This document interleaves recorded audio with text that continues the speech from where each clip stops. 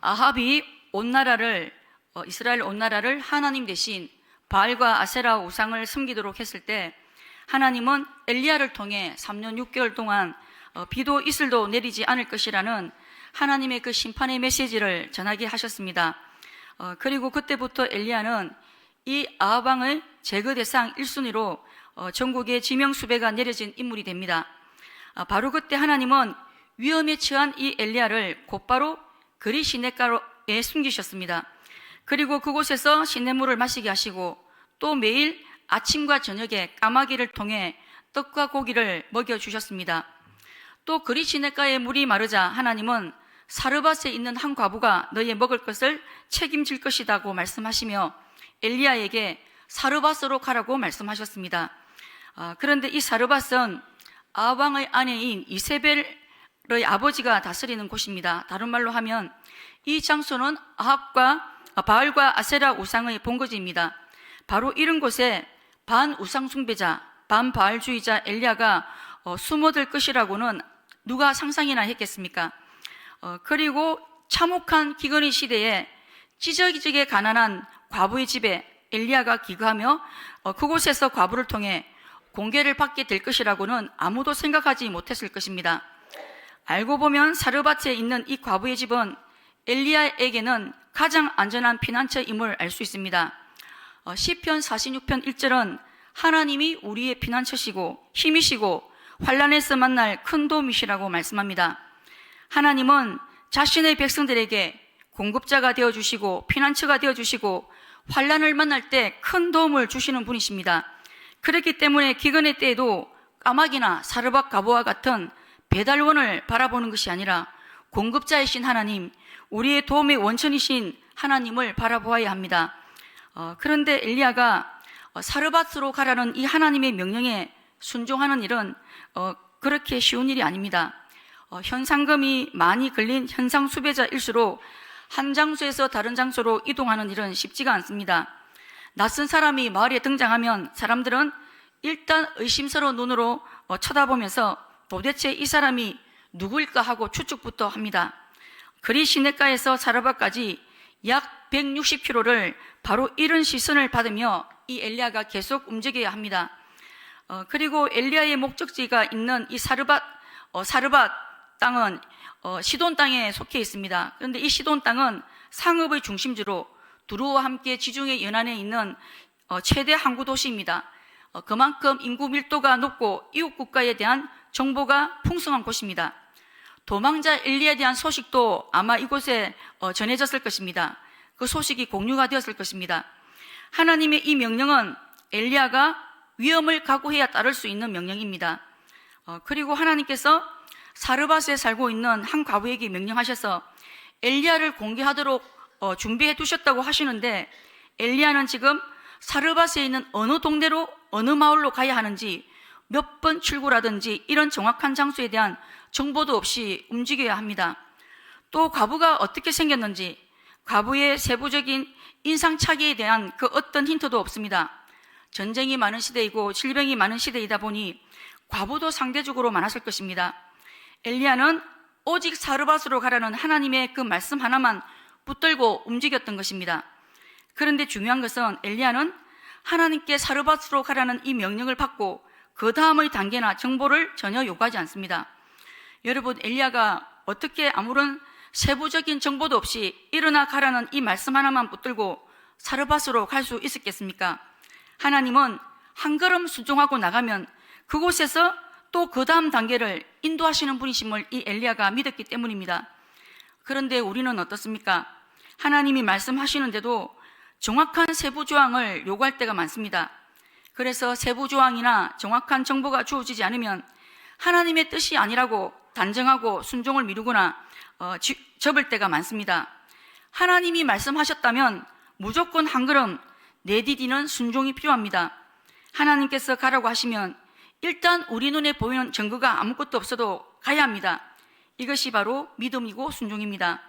아브라함도 하나님께서 본토 친척 아비 집을 떠나라고 말씀하셨을 때 갈 바를 알지 못했지만, 정확한 목적지를 알지 못했지만 하나님의 말씀을 따라 떠났습니다.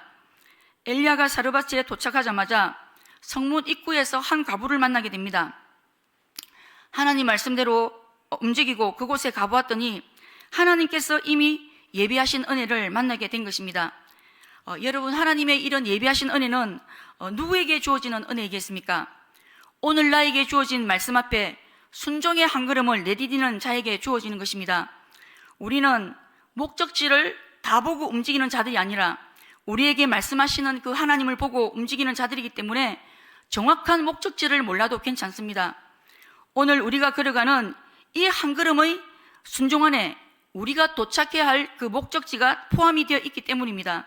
순종의 연속성이 우리를 하나님의 목적지로 인도하시는 것입니다. 여러분, 오늘 나에게는 어떤 하나님의 말씀이 들려오고 있습니까? 그 말씀의 결과를 우리가 구체적으로 예측하지 못해도 오늘 순종의 한 걸음이 하나님의 다음의 은혜, 예비하신 은혜를 만드는 길임을 우리가 기억할 수 있어야겠습니다. 순종 안에 목적지가 들어있습니다. 다른 말로 하면 오늘 순종하지 않으면 하나님이 준비하신 목적지에는 절대로 도달할 수 없는 것입니다. 엘리야가 사르밧에 도착했을 때 나뭇가지를 줍고 있는 한 과부를 우연히 만나게 됩니다. 그 당시 과부들은 과부의 표식이 있는 옷을 입었기 때문에 한눈에 알아볼 수 있었다고 합니다. 사르밧에 도착하자마자 한 과부를 만났을 때 엘리야는 이 여자가 바로 하나님께서 말씀하신 그 과부가 아닐까 하고 생각을 했을 것입니다. 하지만 아직까지 100% 이 여자가 그 여자라고 단정짓기는 어렵습니다. 아직까지는 이 과부와의 만남은 그냥 우연한 만남에 지나지 않습니다. 왜냐하면 그 나라에는 수많은 과부들이 있었고 게다가 이 여자는 하나님이 보내신 그 사람이라는 어떤 단서나 흔적도 가지고 있지 않기 때문에 만약 엘리야가 잘못 짚으면 이 여자의 고발로 인해 오히려 큰 위험에 빠질 수도 있기 때문입니다. 엘리야의 입장에서는 이 여자가 하나님이 예비하신 그 과부인지 확인이 필요했을 것 같습니다. 그래서 엘리야는 이 여자에게 자신에게 물을 한 모금 가져달라고 부탁합니다. 고대 근동에서는 여행객이나 목마른 나그네가 물을 달라고 요청하면 물을 제공하는 것이 신성한 의무이고 미풍양속이었다고 합니다. 하지만 엘리야는 이방인입니다. 그리고 지금은 물이 없는 시대이고 기근의 때라 자기들 먹을 물 외에 여분의 물이 거의 없을 것입니다. 그리고 그 당시 과부라는 신부는 남편이 사망함으로 인해 경제적으로 매우 열악한 처지에 있는 자들입니다. 과부 혼자 아이를 기르면서 살아가는 것은 이런 기근의 때가 아니라도 생계를 유지하기가 정말 막막한 처지였을 것입니다. 바로 이런 처지에 있는 이 과부에게 엘리야가 물을 달라고 하자 선뜻 물을 가지러 갑니다. 바로 그 순간 엘리야는 이 여자가 바로 하나님이 말씀하신 그 여자가 맞을 거라는 확신이 조금 들었을 것 같습니다. 그리고 바로 그때 엘리야는 이 여자에게 훨씬 더 무리한 요구를 합니다.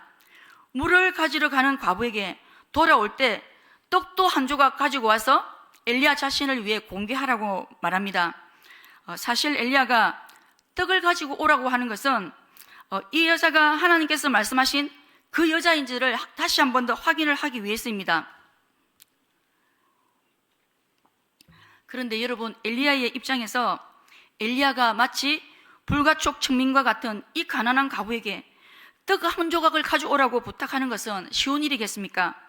정상적인 선지자라면, 아니 선지자가 아니라도 자기보다 훨씬 더 가난한 여자에게 떡을 달라고 하는 것은 자기밖에 모르는 잔인한 폭군들이나 하는 행동입니다. 하지만 엘리야는 하나님의 뜻을 묻고 확인하기 위해 자신의 본성과 또 자존심을 내려놓고 하나님을 위한 악역을 자처하며 잔인한 요구를 한 것입니다. 사실 아합과 같은 악인들에게 하나님의 심판을 선언하는 것은 어쩌면 오히려 더 쉬울 수 있습니다.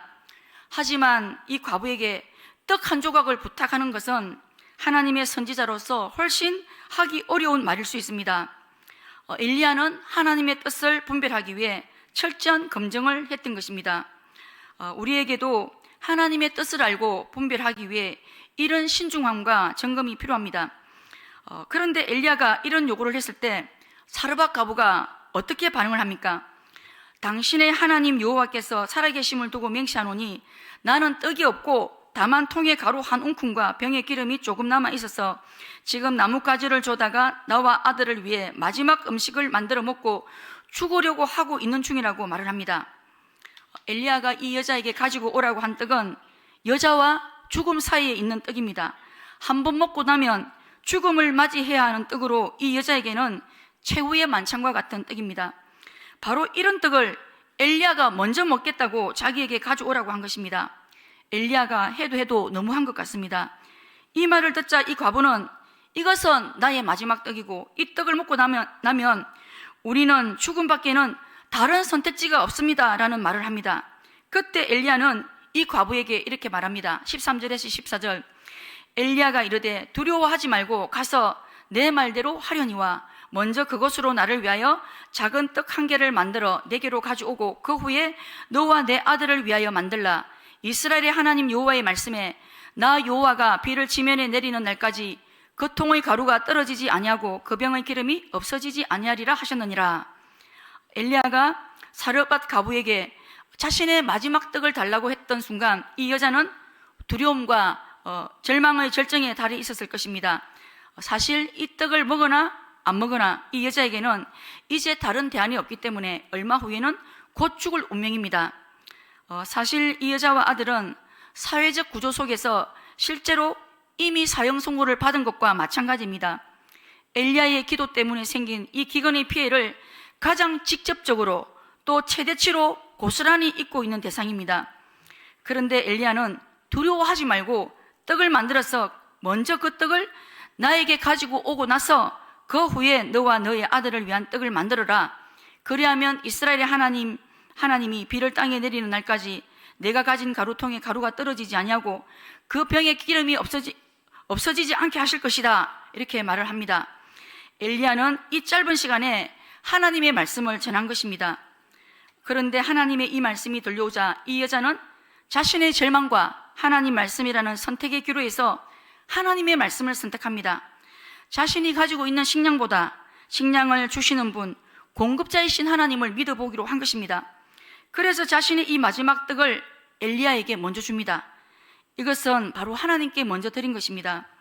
여러분, 만약 이 여자가 자신의 절망과 말씀 중에 말씀 대신 절망을 선택하고 그 떡을 자신이 먼저 먹었더라면 어떻게 되었겠습니까?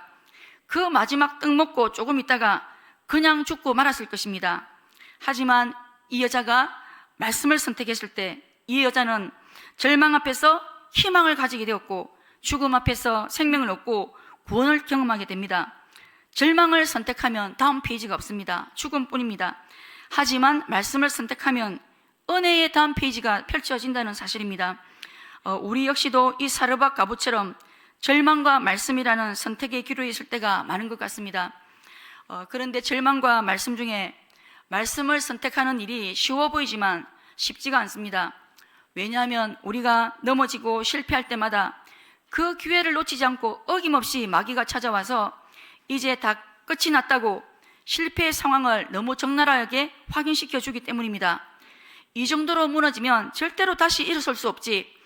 하지만 바로 이런 순간에, 완전히 끝이 났다고 하는 순간에, 넌 다시 일어설 수 없다고 하는 순간에도 하나님의 말씀을 붙들면 바로 그 순간 절망의 문이 닫히고 소망의 문이 열리고 하나님의 생명과 구원과 기적이 임하는 것입니다. 위기 가운데 하나님의 말씀을 붙드는 것은 바로 생명줄을 붙드는 것입니다. 바로 그 말씀이 우리를 살게 하는 것입니다. 이것이 바로 하나님의 말씀의 위력인 것입니다. 그리고 이 여자가 엘리야에게 이 떡을 먼저 주었을 때 어떤 결과를 맞이하게 됩니까? 16절에서 17절에 보면 자신도 먹고 엘리야도 먹고 그의 아들까지 다 먹게 됩니다. 다시 비가 올 때까지 여러 날을 먹었습니다. 하지만 통의 가루가 떨어지지 아니하고 병의 기름이 없어지지 않는 기적이 일어나게 됩니다. 한 번의 기적, 하루의 기적이 아니라 마치 엘리야가 거리 시내가에서 매일 하루에 2번 까마귀 기적을 경험했듯이 매일매일 기적을 체험하는 아침, 기적의 수많은 날들을 소유하게 됩니다. 말씀을 선택할 때 기적이 일어나는 것입니다. 엘리야는 지금까지 자신에게 일어난 이 우연한 만남 속에서 분명한 하나님의 뜻을 발견하기 위해 이 과부를 계속 시험하고 말씀으로 도전했습니다. 여러분, 하나님의 뜻은 어디에 있는 것일까요? 하나님의 뜻은 우리가 맞닥뜨리는 수많은 우연들 속에 숨겨져 있습니다. 그런데 이 우연들 속에서 하나님의 뜻, 하나님의 필연들을 어떻게 발견할 수 있겠습니까?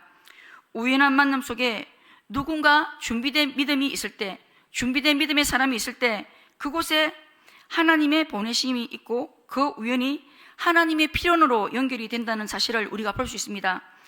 사실 이스라엘에도 수많은 과부들이 있었습니다. 뿐만 아니라 시돈 땅에도 이 사르밧 과부 외에도 많은 과부들이 있었습니다. 하지만 하나님은 그 과부들을 모두 다 열외시키시고 오직 사르밧 과부에게만 이 엘리야를 보내신 것입니다. 누가복음 2장 25절에서 26절, 내가 참으로 너희에게 이르노니 엘리야 시대에 하늘이 3년 6개월 동안 닫히어 온 땅에 큰 흉년이 들었을 때 이스라엘의 많은 과부들이 있었으되 엘리야가 그 중 한 사람에게도 보내심을 받지 않고 오직 시돈 땅에 있는 사렙다 한 과부에게 뿐이었으며, 이 사렙다 과부는 바로 사르밧 과부입니다. 이스라엘에도 많은 과부들이 있었지만 그들에게 보내시지 않고 이방 여인 사르밧 과부에게 엘리야를 보내신 것은 이스라엘 사람들, 이스라엘의 과부들에게는 이 사렙다 과부와 같은 준비된 믿음이 없었다는 것입니다. 엘리야가 사르밧 과부에게 떡을 달라고 했을 때 사르밧 과부는 엘리야를 향해 당신의 하나님 여호와께서 살아계심을 두고 맹세하노니 이런 말을 합니다. 이스라엘 백성들, 이스라엘 과부들은 바알과 아세라 우상 숭배에 빠져서 하나님을 살아계신 하나님으로 조차 인정하지 않았지만 이 사르밧 과부는 이방인이고 바알과 아세라의 속을 본거지에 살고 있었지만, 비록 이스라엘의 하나님을 자신의 하나님으로 고백하지는 않았지만 적어도 이스라엘의 하나님을 살아계신 하나님으로 인정하고 있었다는 사실입니다. 여러분, 놀랍지 않습니까? 이것이 바로 준비된 믿음인 것입니다. 여리고성을 정탐하러 갔던 두 정탐꾼이 그 신분이 노출되고 발각이 되자 자신들의 목숨을 숨기기 위해 기생 라합의 집에 우연히 숨어들게 됩니다. 우연한 사건, 우연한 만남으로 보여집니다. 하지만 사실은 기생 라합의 준비된 믿음을 보시고 하나님께서 그 정탐꾼들을 기생 라합의 집으로 보내신 것입니다. 준비된 믿음이 있으니까 사르밧 과부에게도 기생 라합에게도 하나님의 특별한 은혜, 준비된 은혜가 주어지더라는 것입니다. 오늘 저와 여러분에게도 이런 준비된 믿음으로 하나님의 특별한 은혜를 경험하고 우연 속에 숨겨진 하나님의 뜻을 이루어 드릴 수 있어야겠습니다.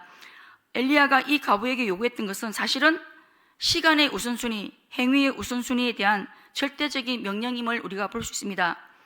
아무리 죽고 사는 문제가 달린 때라도 하나님을 첫 번째가 되게 해보라는 말입니다. 죽고 사는 문제보다, 먹고 사는 문제보다 하나님을 더 중요하게 여겨보라는 말입니다. 예수님 역시도 무엇을 먹을까, 무엇을 입을까, 무엇을 마실까 염려하는 자들에게 이 문제에 대한 해답으로 우선순위에 대한 말씀을 해주셨습니다. 마태복음 6장 31절에서 33절, 그러므로 염려하여 이르기를 무엇을 먹을까, 무엇을 마실까, 무엇을 입을까 하지 말라. 이는 다 이방인들이 구하는 것이라. 너희 하늘 아버지께서 이 모든 것이 너희에게 있어야 할 줄을 아시느니라. 그런즉 너희는 먼저 그의 나라와 그의 의를 구하라. 그리하면 이 모든 것을 너희에게 더하시리라.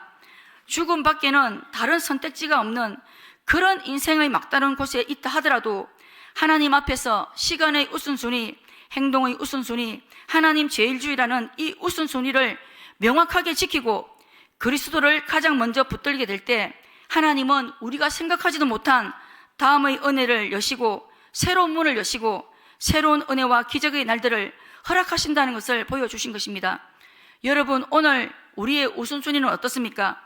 먼저와 그 후에라는 이 우선순위가 제대로 지켜지고 있습니까?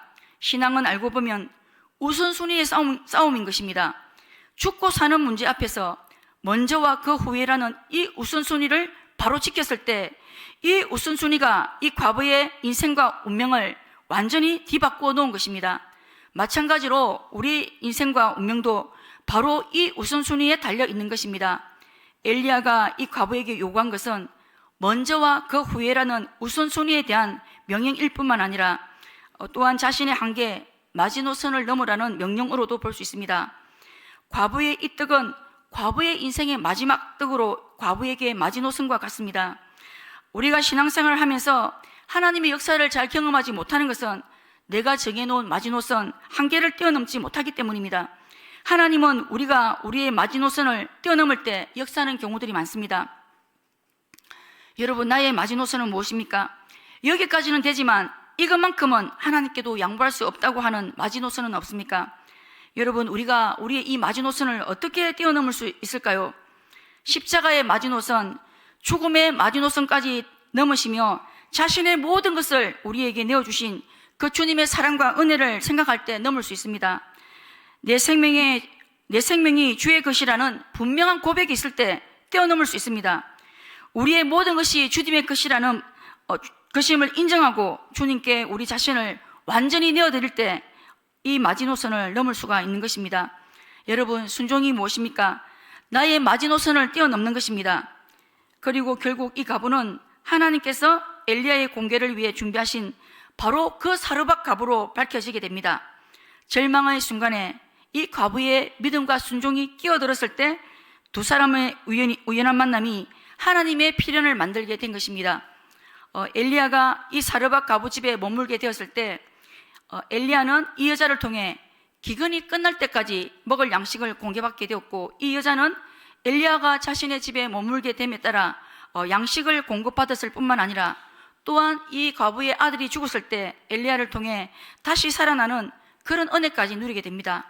이 과부의 집이 죽은 아들이 다시 살아난 집이 된 것입니다. 예수님이 하실 수 있는 일이 이 집에서 일어난 것입니다. 이 과부가 엘리야를 만나지 않았다면 굶어서도 죽었겠지만 굶어 죽지 않았다 하더라도 하나밖에 없는 아들의 죽음을 맞이하게 되었을 것입니다. 그리고 이스라엘의 대선지자 이 엘리야가 바로 이 사르밧 과부의 집에서 훈련되고 성장하고 있었다는 사실입니다. 여러분, 너무 놀랍지 않습니까? 하나님의 필연이 있었기 때문에 가능한 일입니다.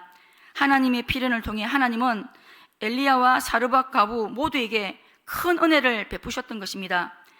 지금 이 시간이 바로 하나님의 필연을 만드는 믿음의 시간인 것을 우리가 기억할 수 있어야겠습니다. 말씀을 맺겠습니다. 우리 하나님은 수많은 우연들 속에서 우리의 믿음과 순종을 통해 하나님의 뜻이 이루어지는 필연을 만드시고 우리 인생의 새로운 기회, 은혜의 새로운 기회를 만들어 가시는 분이십니다. 오늘 내디딘 순종의 한 걸음에 하나님의 목적지가 있음을 기억하고 목적지가 보이지 않아도 순종의 한 걸음을 걸어가고 먼저와 후회라는 그 우선순위의 바른 자리매김으로 우리의 일상에도 가루가 마르지 않고 기름이 떨어지지 않는 이 모든 것을 대해 주시는 하나님의 놀라운 공급하심과 그 은혜를 누릴 수 있어야겠습니다. 이 시간 말씀을 기억하시면서 함께 기도하시겠습니다. 하나님이 우리의 피난처시고 힘이시고 환난에서 만날 큰 도우심을 믿고 우리가 도움이 필요할 때 까마귀나 사르밧 과부와 같은 통로나 수단을 바라보지 않게 하시고 우리의 공급자 대신 하나님만 의지할 수 있도록 우리가 기도하면 좋겠습니다. 하나님이 말씀하시면 분명한 목적지를 알지 못해도 우리의 순종의 한 걸음 안에 목적지가 있음을 기억하고 순종의 한 걸음 내디딜 수 있는 그런 믿음을 주시도록 함께 기도하시겠습니다.